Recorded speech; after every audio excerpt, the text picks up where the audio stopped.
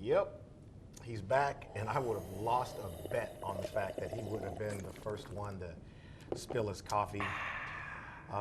Thanks for the coffee mug, Clay.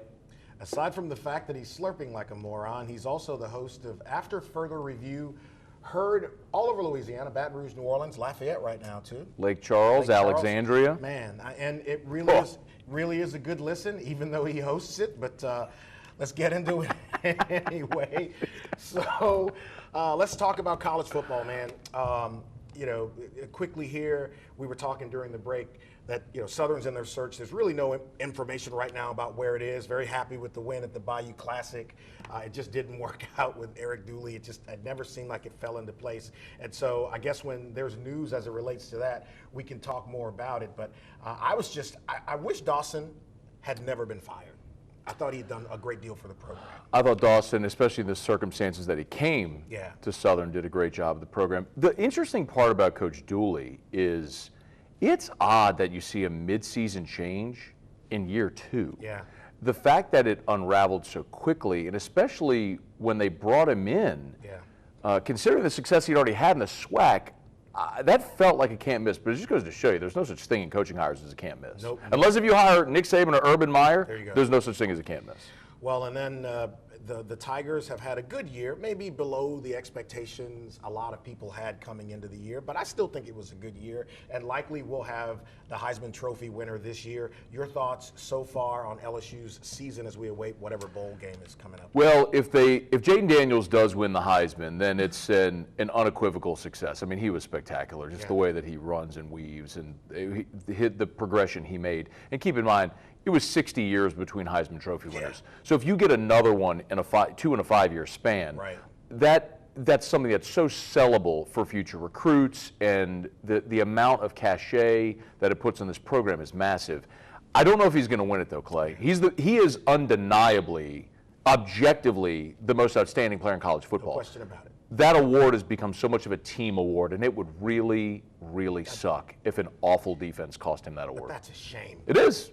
But it's happened before. Yeah, it has. And I want your thoughts on this whole Angel Reese thing, because you handle this stuff always so well.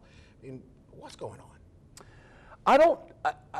I'm not confident enough to say that I know exactly what happened. I feel like I have a pretty good sense of it. But suffice to say, Angel Reese is a big personality. Mm-hmm. She's had a massive year. Absolutely. She went from relative unknown outside of, in her sport she was known, but she went from that to literally a viral sensation. And a millionaire. Overnight. Yeah. I mean, the day before that national championship game against Iowa, she was known in women's college basketball. The next day, the president is talking. They're doing parodies on SNL. Right. I mean, she's got a Reebok deal. She's SI swimsuit.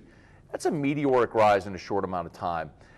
I think Kim Mulkey probably just needed to set boundaries and parameters, but Angel's back, and she's going to be great, and the team's awesome. The kid will be fine. Look, NFL season in this last 90 seconds right now, your grade on where the league is, who's the best, who are the better teams? Probably, most people would say probably the Eagles in the NFC, and I don't know in the AFC, but where would you? I thought you were going to ask me about Derek Carr and the Saints, chumps.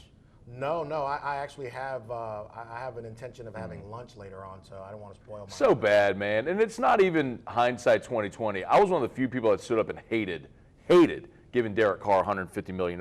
10 years into your career, you are what you are. As far as the NFC, I respect to your Niners, even though you're a front-running loser. But I think the Eagles are the best team. But Eagles-Niners, I think, are probably on a collision course in the NFC. AFC, until someone beats Mahomes and the Chiefs, I can't go against them. How bad does it suck to know that my team is 3 times better than yours? That's what it is. You moron. So let's talk a little bit about... I would put any credence into that if you weren't a Niners fan from Louisiana. You're from what? You can tell me you're a Bama fan? What do you do? You love the Lakers too? Die-hard Laker fan. Listen, if they were sucking right now like they did a few years ago, you wouldn't be saying that. But that's okay, though. It's all right, man. I know. Listen, the Saints suck. I don't care. I can get it. I understand. You know, the real goal of any of us in sports is to live long enough to get fired by Texas A&M. Ooh. Whew. Jimbo Fisher. Or the Carolina Panthers. Being a fired coach is great. If you can get it, great work if you can get it. We'll get Matt to do the audio podcast at some point as well. Merry Christmas to you, brother. All right, brother.